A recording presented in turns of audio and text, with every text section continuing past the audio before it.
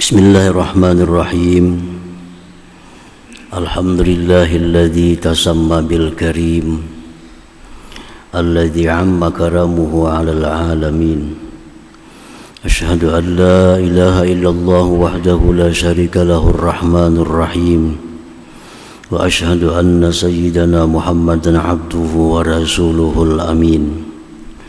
Allahumma salli wa sallim wa barik ala sayyidina Muhammadin syifa'is saqim wa ala alihi wa sahbihi wa zurriyatihi wa atba'ihi ajma'in, amma ba'du.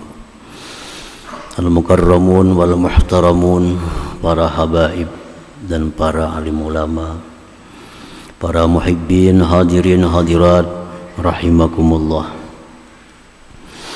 Puji syukur selalu kita haturkan kepada Allah Subhanahu wa ta'ala, yang mana dengan anugerahnya jugalah kita pada malam ini kembali bisa berkumpul di Masjid Bustanul Muhibbin yang penuh berkah dan rahmat ini.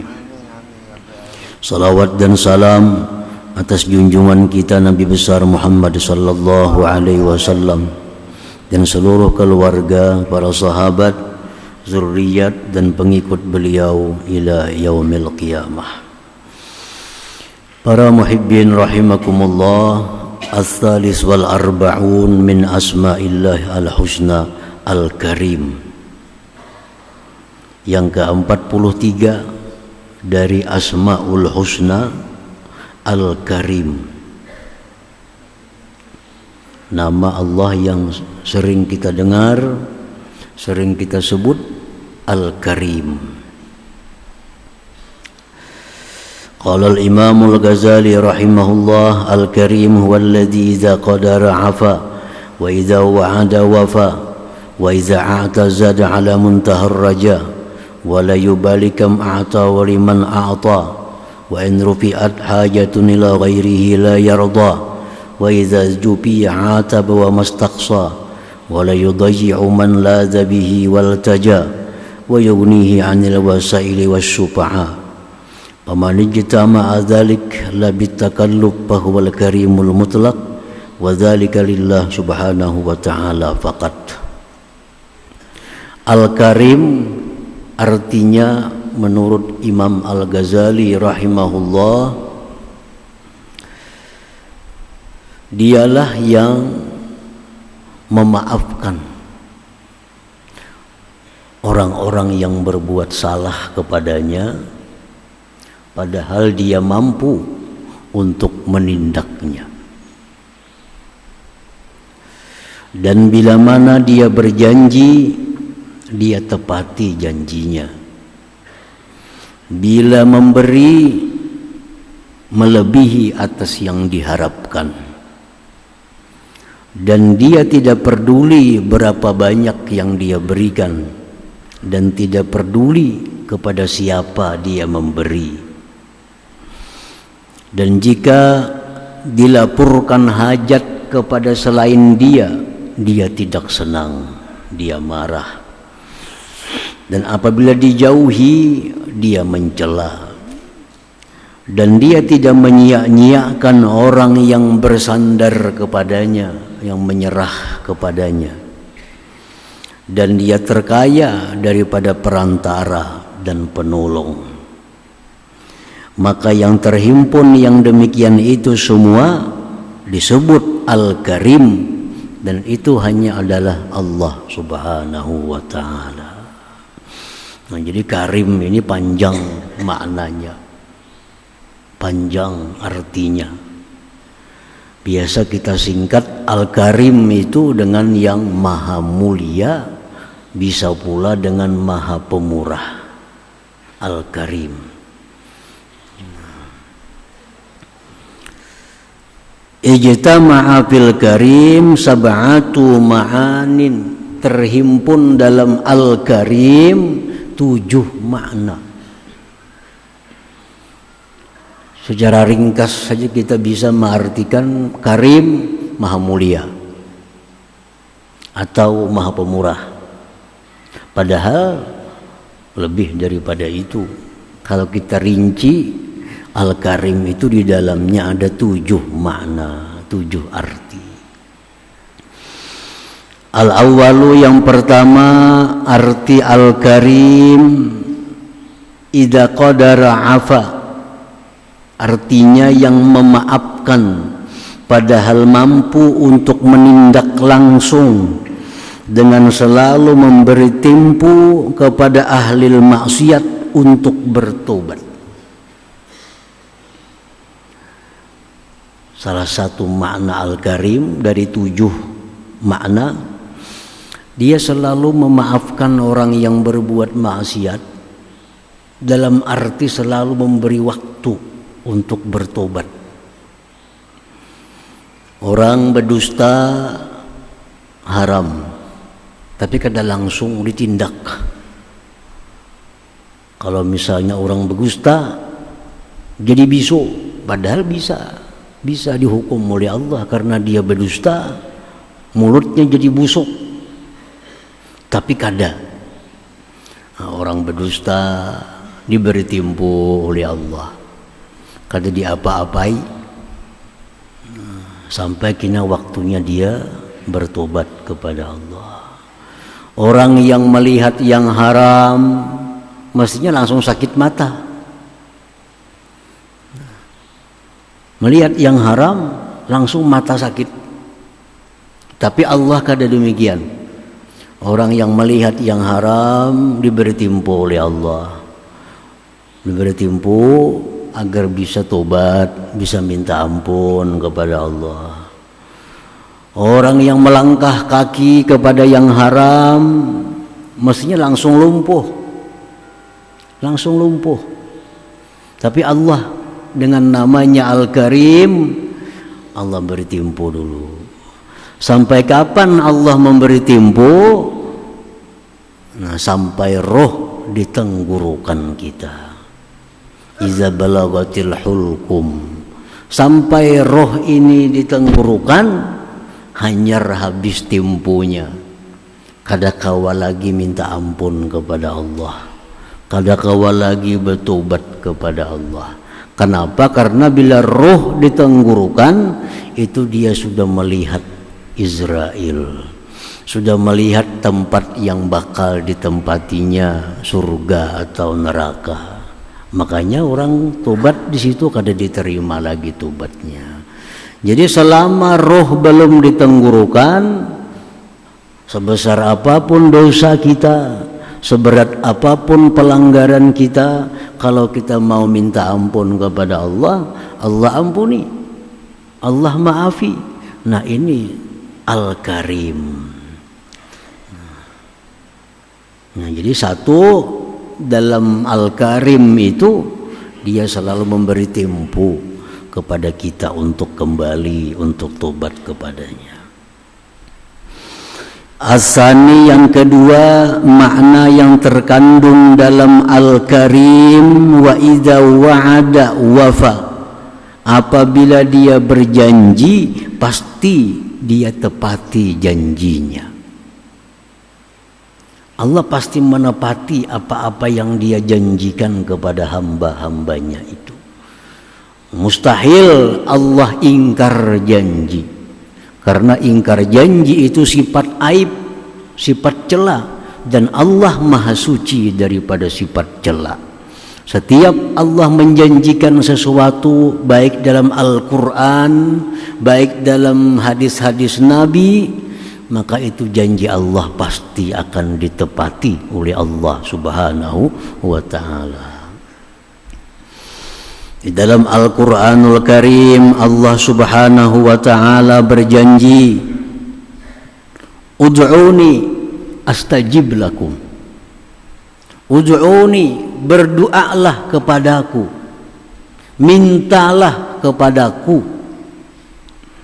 aku perkenankan doa kamu. Aku perkenankan doa kamu, artinya aku beri permintaan kamu. Nah, itu janji daripada Allah Subhanahu wa ta'ala. Apabila kita berdoa kepada Allah, Allah pasti akan mengabulkan doa kita itu. Tetapi hanya sampai di situ. Berdoalah kepadaku, aku kabulkan. Allah kadang menjanjikan tempo. Allah kadang menjanjikan segera. Adalah hadisnya, adalah Qur'annya. Bila berdoa segera, kok kada ada segeraan itu. Nah, begitu kita berdoa, Allah berjanji mengabulkan doa kita, mengijabah doa kita, memperhatikan doa kita. Tetapi Allah kadang menjanjikan segera mengabulkan. Nah, jadi oleh karena itu para ulama menyimpulkan setiap kali kita berdoa jangan ada sedikit pun dalam hati kita keraguan bahwa doa kita ini kada kabul. Waduh, aku ini kada kabul nih. Itu buruk sangka kepada Allah. Doa kita tuh kabul. Doa kita diterima oleh Allah, didengar oleh Allah. Nah, cuma ada beberapa macam cara Allah mengabulkan doa kita itu. Ada yang Allah mengabulkan doa kita itu ajilan, segera. Begitu kita berdoa, ya Allah, dalam tempo beberapa saat terwujud apa yang kita minta kepada Allah. Nah, itu bisa terjadi. Baik orang-orang dahulu, orang-orang sekarang, orang-orang kemudian, orang-orang salihin, orang-orang kada salih pun bisa begitu berdoa kepada Allah, langsung doanya diterima, dikabulkan oleh Allah saat itu juga, atau beberapa jam kemudian, atau beberapa hari kemudian.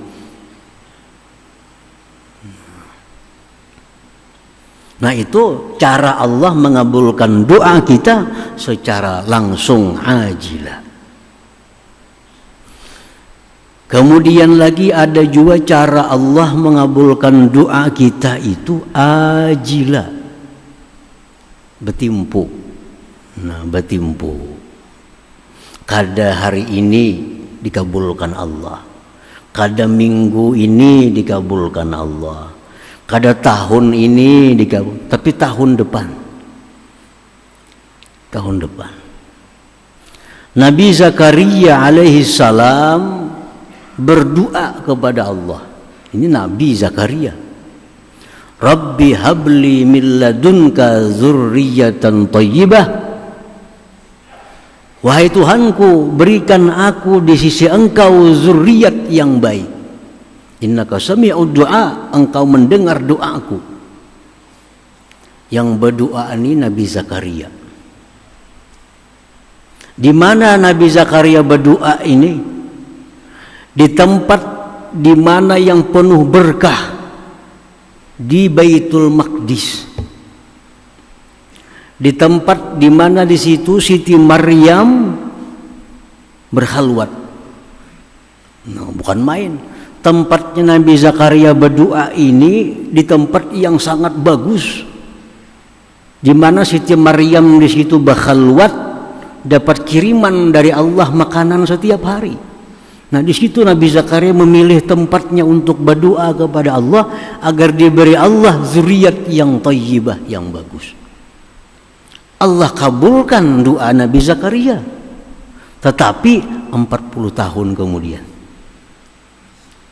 40 tahun hanya hamil bini Nabi Zakaria. Padahal yang berdoa ini Nabi. Kurang apa Nabi? Di tempat Baitul Maqdis, di tempat khalwatnya Siti Maryam, yang berdoa Nabi memakai Ismul A'zam, dikabulkan oleh Allah, tapi 40 tahun kemudian. Nah, jadi orang-orang yang belum punya keturunan baca doa, Rabbi habli min ladunka dzurriyyatan thayyibah. Berdoa kepada, jangan menyerah. 10 tahun berdoa kada kabul-kabul lagi. Nabi Zakaria 40 tahun. Nah, jadi Kada ada istilah putus asa. Dalam sebuah hadis disebutkan intizarul faraj ibadah. Menunggu kelapangan itu ibadah. Kita ini kada bisa anak nih, berdoa, ya Allah berikan aku anak yang saleh, berikan aku zuriat yang saleh, berdoa. Nah, esok berdoa pulang. Kita menunggu sampai saatnya itu ibadah. Menunggunya itu ibadah. Kita banyak bisi hutang. Ya Allah, hamba banyak bisi hutang. Lunasi akan hutang hamba ya Allah. Kita tunggu apabila lunasnya hutang nih. Menunggu itu pahala. Menunggu itu ibadah. Intizarul faraji ibadah. Nah, jadi jangan ragu-ragu bila kita berdoa, doa kita kabul. Masalahnya lagi tinggal apabila kabulnya itu aja. Dan jangan digasak. Allah kata tujuh digasak. Jangan digasak. Termasuk mencacatkan, mencederai doa bila kita berdoa itu sambil minta segerakan. Nah, minta segerakan. Jadi cara Allah mengabulkan doa kita bisa segera, bisa bertimpu. Karena Allah kadang menjanjikan segera itu kada ada. Allah janjikan cuma aku kabulkan. Nah, aku kabulkan.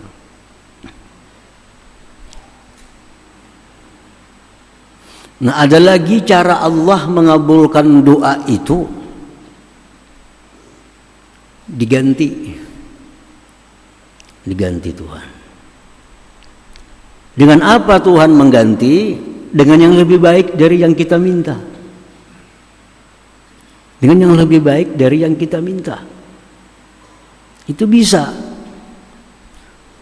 Karena nama Allah Al-Karim. Nama Allah Al-Karim. Kita minta ini lebih pada itu diberi oleh Allah. Diganti dengan lebih baik. Ada orang yang minta kepada Allah sepeda motor, diberi Tuhan mobil. Kan lebih baik tuh.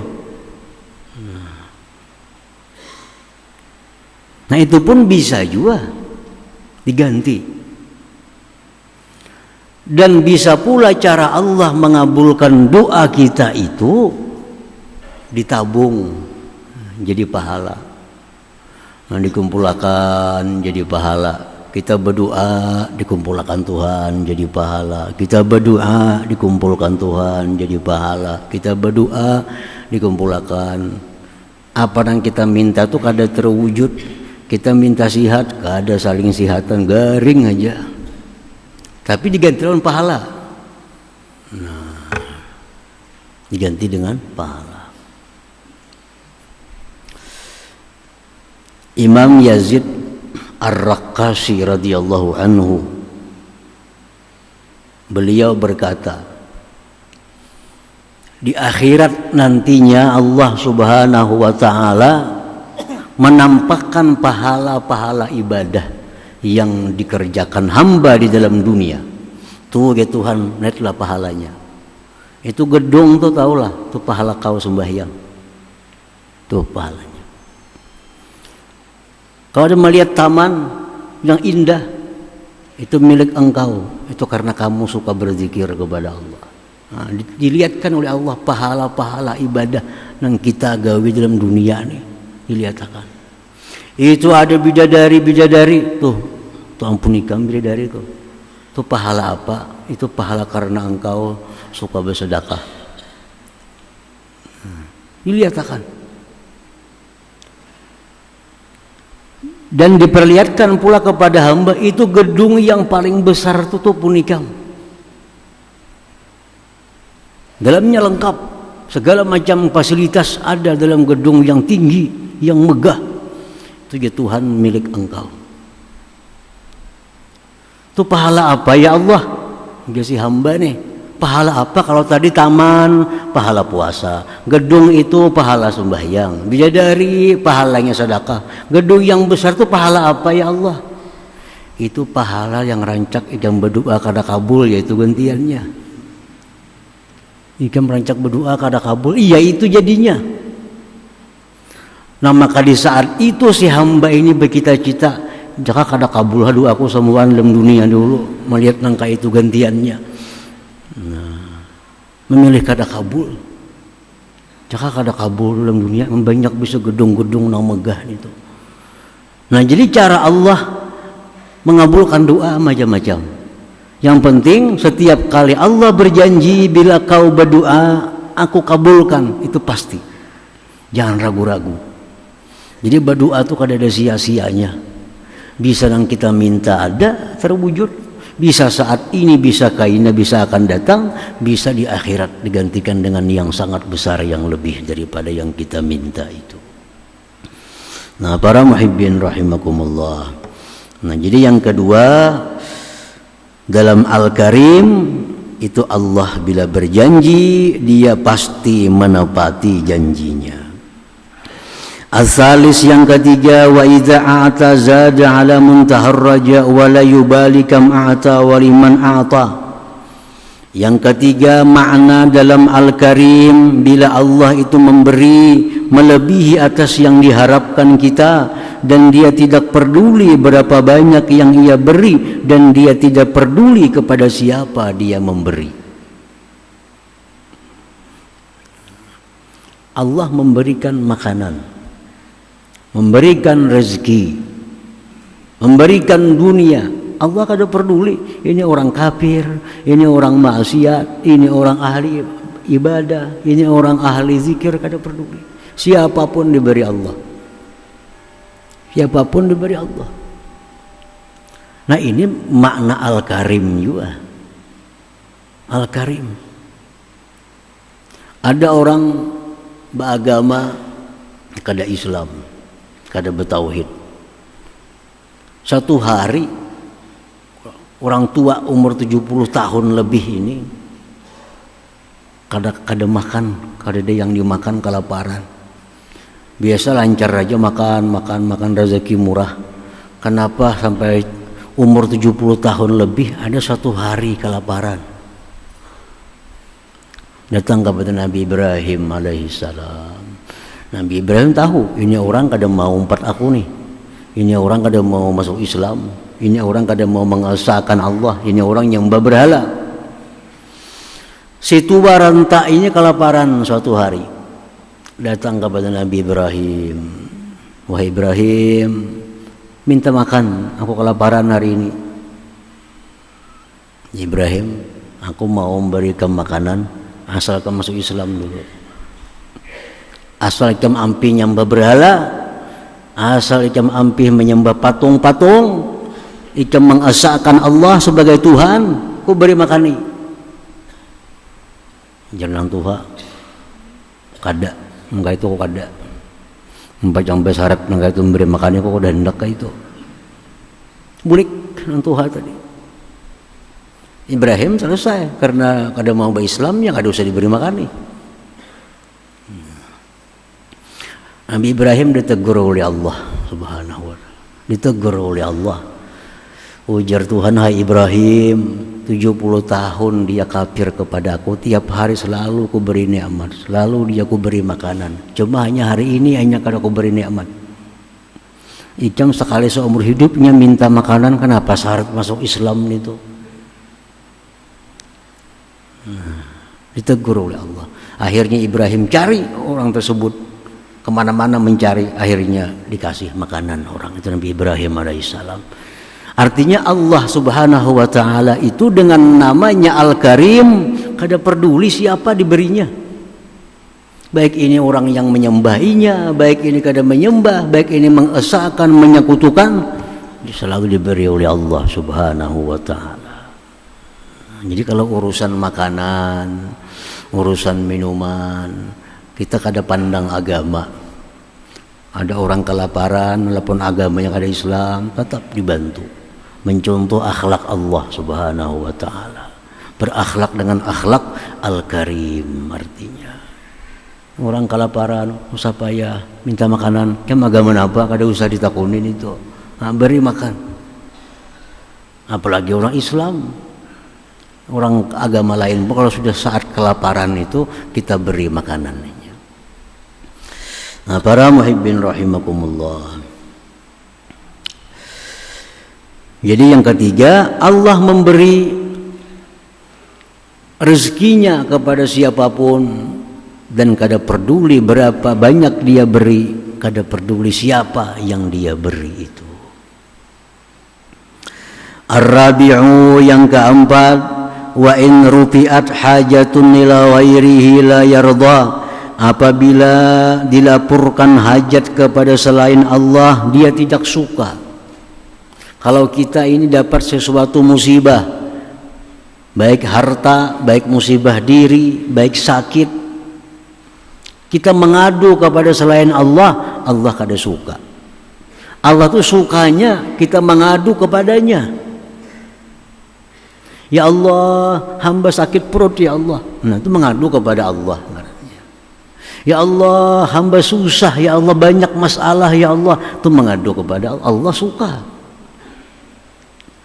Nah, setiap kali masalah yang terjadi pada diri kita, yang pertama kita laporkan kepada Allah Subhanahu wa ta'ala. Jangan mengadu kepada orang lain. Bila kita mengadu kepada orang lain, nah, la yarda, Allah kada suka itu, kada suka. Jadi para ulama membahas masalah kita mengadu kepada selain Allah nih, ada 3 hukumnya. Pertama, boleh kita mengadu kepada selain Allah dengan 2 syarat. 1, orang yang kita aduakan ini, yang kita lapori ini bisa menghilangkan kesusahan kita, ini bisa menghilangkan kemudaratan kita, dan i'tikad dalam hati bahwa ini adalah sebab dari sekalian banyak sebab, yang memberi sebab Allah Subhanahu wa ta'ala. Contohnya kita sakit, kita datang ke dokter, dokter sakit sebelah sini lah, sakit ini, kita mengadu tuh, mengadu. Tapi yang kita mengadu kepada dokter memang orang yang punya ilmu untuk bisa menyembuhkan itu. Nah, sakit ini dokter, sakit ini, sakit itu. Tapi dalam hati kita mengiktikadkan bahwa yang menyembuhkan itu Allah, dokter ini hanya sebab. Nah, mengadu kepada dokter seperti itu kadang menghilangkan tawakal kita kepada Allah, kadang menghilangkan kesabaran kita. Kadang menghilangkan tawakal kepada Allah, kadang menghilangkan kesabaran. Kita datang ke tukang tabib yang bisa menghilangkan penyakit. Aku sakit ini wahai tabib, ampihakan bang, sembuhakan bang, obati bang. Tapi tabib memang sekolah itu, memang ahli itu. I'tikad di hati kita yang menyembuhkan Allah, ini sebab tabib ini.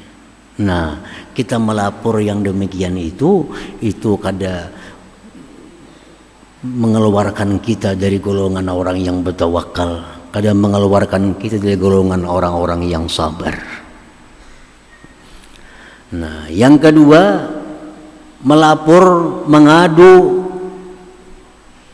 makruh. Yang makruh ini yang mana? Nah, kita mengadu, kita melapor kepada orang yang kada bisa apa-apa, cuma yang sekedar mengeluh, sakit kepalaku, sakit awakku. Yang dipanggil orangnya dokter kada, tukang urut kada, apa kada, cuma sekedar menghilangkan beban. Orang ini banyak masalah hidupnya, lalu dituangkannya kepada orang lain. Aku di masalah ini, hatinya lapang. Karena tak bagi menanggung kawan, 4 menanggung akan juga. Hati tak kurang sasak, tak kurang laba. Pada kawannya kada bisa membantu, ini kan susah juga. Cuma karena kita bagi masalah kita jadi lapang. Nah, ini makruh.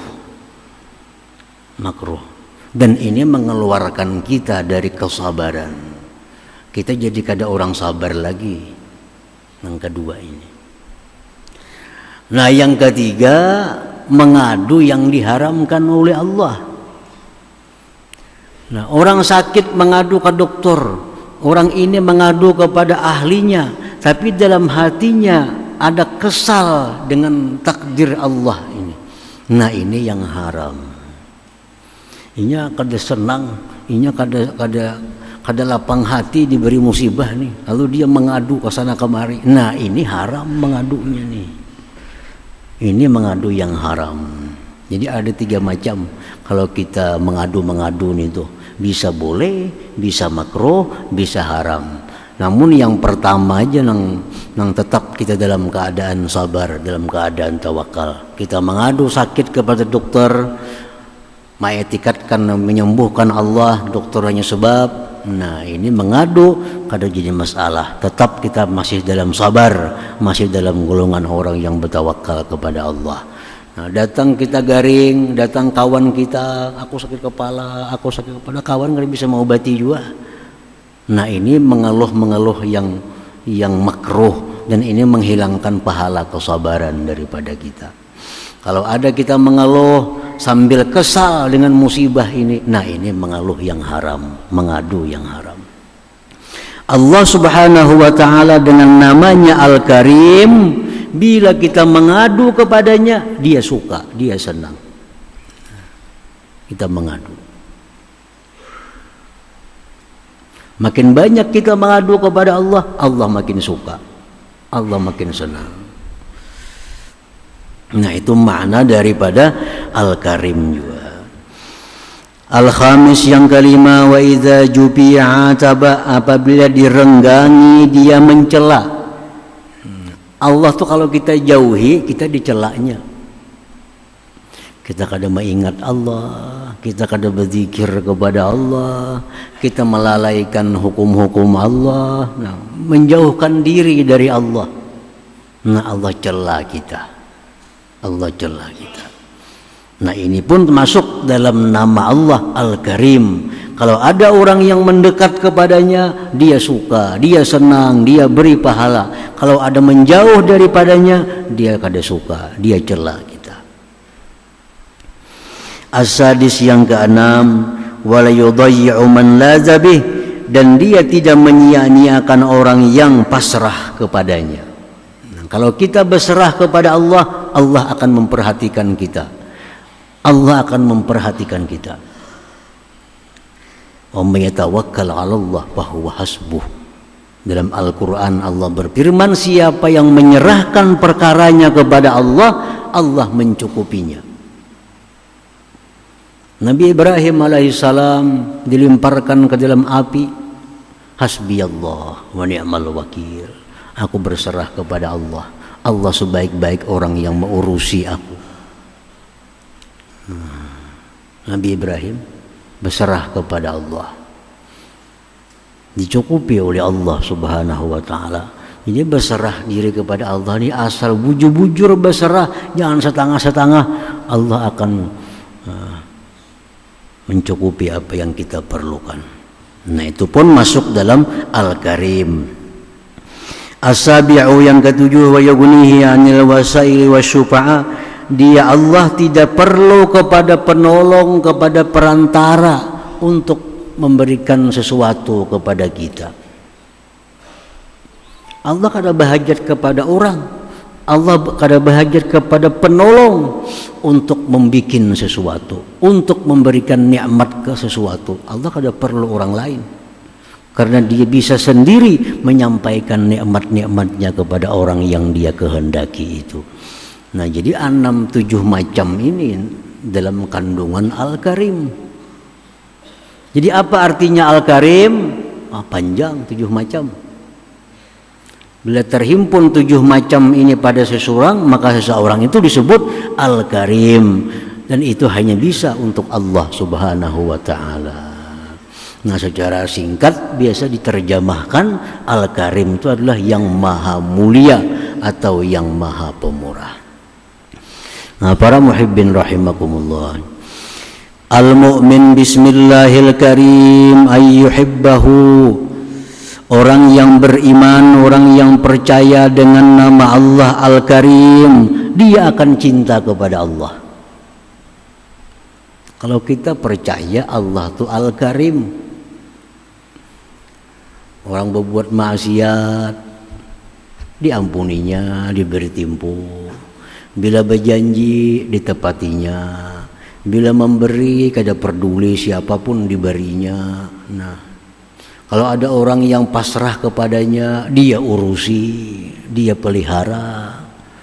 Nah, kalau kita memikirkan tentang makna Al-Karim, kita pasti akan cinta kepada Allah Subhanahu wa ta'ala. Jangankan Allah yang nikmatnya setiap detik kita terima. Kalau kita mendengar ada raja, misalnya kita mendengar ada Raja Brunei. Raja Brunei itu orangnya adil umpamanya. Raja Brunei itu orangnya pemurah.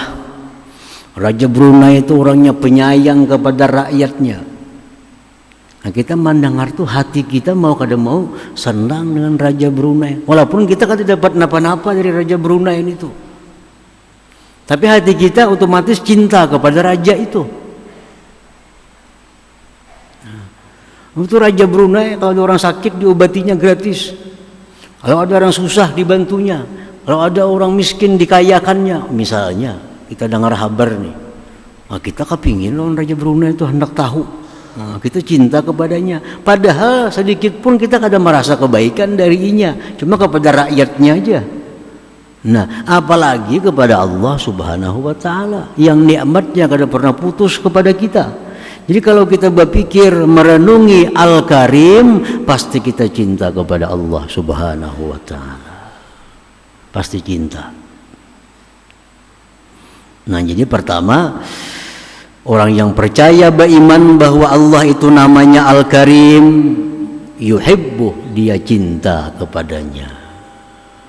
Orang cinta kepada Allah pasti dia ingin dekat dengan Allah. Orang yang cinta dengan seseorang pasti ingin dekat dengan seseorang itu. Yang kedua, kalau kita beriman kepada nama Allah Al-Karim, wa alla yaghtarra bihi, dan jangan terperdaya dengan nama Allah Al-Karim. Jangan tertipu. Allah itu memaafkan bila kita berbuat maksiat. Jangan tertipu. Menengkainnya aku berbuat maksiat, Tuhan itu pemaaf juga. Nah, ini orang terperdaya. Terperdaya dengan Al-Karim. Ma gharraka bi rabbikal karim, ujar Tuhan. Apa yang membuat engkau terperdaya dengan Tuhan engkau Al-Karim? Kita merasa sihat, merasa bahagia, merasa senang, padahal kita banyak maksiat, padahal kita banyak ingkar kepada Allah, tapi nikmat selalu melimpah. Nah, ini maulah kita terperdaya. Kita mengira Tuhan sayang, kita mengira Tuhan itu sayang kepada kita. Buktinya apa? Kita sihat, kita selamat, kita kaya. Nah, jangan terperdaya, karena Allah Ta'ala itu punya Al-Karim namanya, tapi di sisi lain dia ada punya nama Al-Muntakim yang maha menyiksa. Di sisi lain dia ada punya nama Al-Muzil yang menghinakan, yang menghancurkan. Nah, jadi jangan terperdaya hanya dengan satu nama Al-Karim ini. Nah, jadi kalau kita kenal nama Allah Al-Karim, justru makin mendekat kepada Allah, bukan menjauh. Bukan menjauh. Allah kada pemarah, Allah pemaaf. Jangan diulah sagan membuat maksiat, tapi hendaknya diulah untuk menambah cinta kita kepada Allah Subhanahu wa ta'ala. Nah, dikisahkan Sayyidina Ali berisi beberapa orang budak. Sayyidina Ali orang yang ramah, orang yang kada pemarah, orang pemaaf. Ada berisi budak, beberapa ikung budak. Di antara budak-budak Sayyidina Ali ada yang pintar, ada yang kata pintar. Nah, si nang pintar ini begitu dipanggil Sayyidina Ali, ya gulam ta'al kemari, langsung segera mendatangi. Ini budak nang pintar. Budak nang tapi pintar ni di kiau, kesini aja Sayyidina Ali, kada hira-hirannya. Ta'al kemari ya gulam, canganginya kada hira-hirannya. Sampai 3 kali Sayyidina Ali memanggil kada dihiraninya. Didatangi oleh Sayyidina Ali, kenapa ikam ku panggil berapa kali kada mahinggai, kada menyahut. Jelas si budak ulun tahu pian tu kada pemarah orangnya. Nah ini budak nang tapi pintar ngarannya. Ngerti pintar budaknya. Kenapa ikam ku suruh kada maasi, ikam ku kiau kada mahinggai. Kenapa? Ulun tahu pian tu penyayang, pian kada penyarikan. Nah, jadi kalau kita maksiat kepada Allah, Allah Al-Karim. Nah, ini kita kada pintar ngarannya. Maksiat di papa Tuhan tu pemaaf aja, Tuhan pengampun aja. Ini kayak budak nang tapi pintar tadi. Mestinya makin tahu Allah itu penyayang, pemaaf, makin mendekat kepada Allah Subhanahu wa taala, makin patuh dan tunduk kepadanya.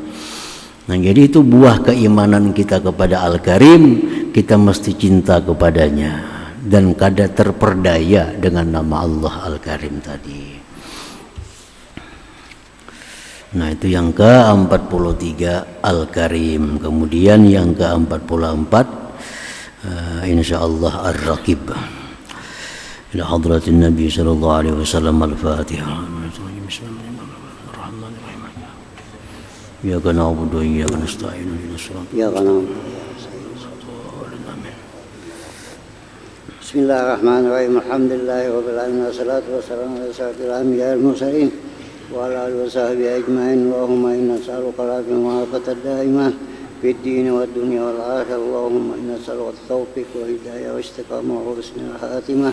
اللهم اغفر لنا ذنوبنا ولوالدينا وارحمهما كما ربيانا صغيرا ولجميع المسلمين والمسلمات والمؤمنين ومن الأحياء منهم وأموات. اللهم اجعلنا في الدين وبركة الأمور وسعة الجسيم وسعة الرزق توبة قبل الموت سعادة عند الموت ومغفرة بعد الموت وعفوا عن الحساب ومن أجر ونصيبا من الجنة وارزقنا الكرم برحمتك يا أرحم الراحمين.